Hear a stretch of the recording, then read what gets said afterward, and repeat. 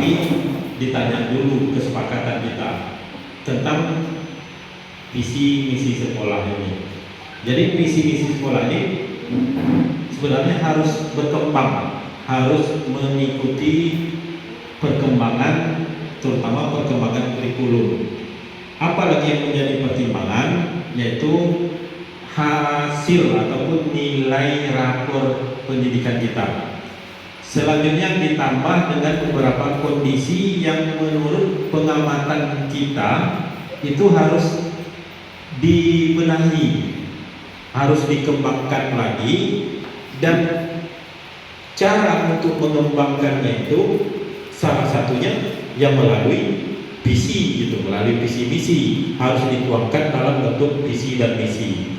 Nah sekarang kita mau bandingkan dulu kondisi visi dan misi sekolah kita yang sudah ada dengan perkembangan kurikulum kita ataupun keselarasannya visi misi kita ini dengan pembelajaran mendalam, terutama dengan dimensi profil lulusan yang ada, yang 8 DPL itu.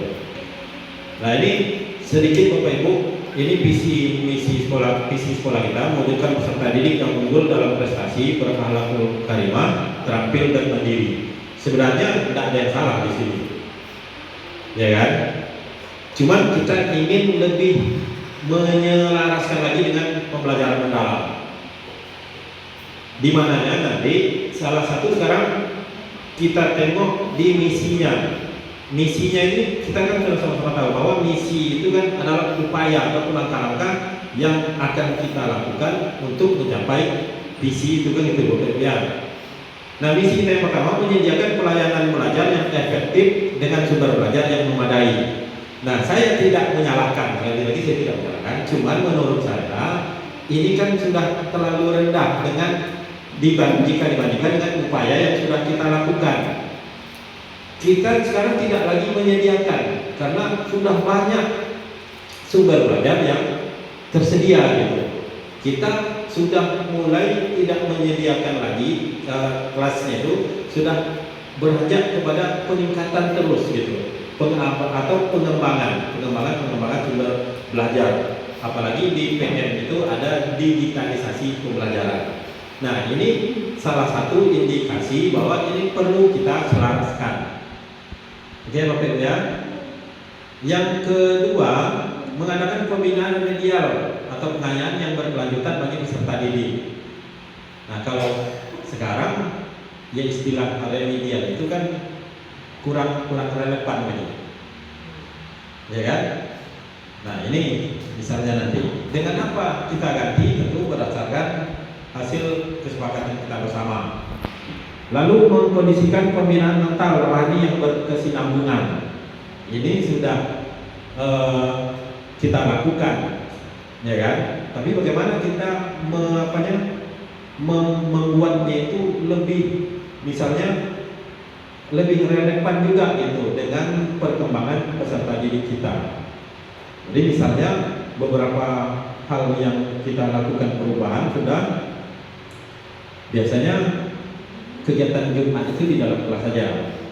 Nah sekarang mau baca Yasin, padahal baca Yasin bisa di dalam kelas masing-masing. Cuman karena setiap pagi Jumat itu ada waktu untuk menampilkan kreasi-kreasi dari peserta didik dalam bidang keagamaan, rohani, ya mereka kita kondisikan di lapangan, misalnya itu beberapa perubahan.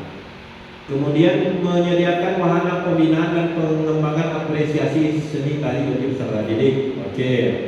Kemudian menyediakan wahana komunikasi dan koordinasi antar sekolah, masyarakat, orang tua dan instansi. Nah, ini mungkin yang poin 5 ini akan kita ganti nanti dengan apa? Dengan yang ada bau-bau kemitraan belajar. Kan gitu. Buat Nah, ini maksud saya, kita mau menyelaraskan visi misi dengan pembelajaran mendalam ini. Lalu mana contohnya lagi, meningkatkan ketertiban dan keamanan di lingkungan sekolah dan masyarakat untuk mewujudkan kegiatan mendalam dan berkualitas.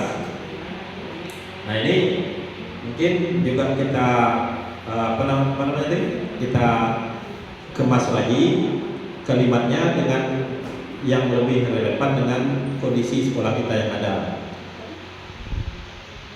Menyediakan wahana pembinaan dan pengembangan prestasi olahraga di kalangan peserta didik. Mungkin kita ke co-kurikuler dan ekstrakurikulernya, kira-kira seperti itu. Jadi ini sebagai pengantar Bapak Ibu untuk kita melakukan penyelarasan isi sekolah kita supaya lebih relevan dengan pembelajaran mendalam. Saya rasa itu saja pengantar pertemuan, pengantar diskusi kita selanjutnya. Saya sudahi, bila taufiq wal hidayah. Wassalamualaikum warahmatullahi wabarakatuh.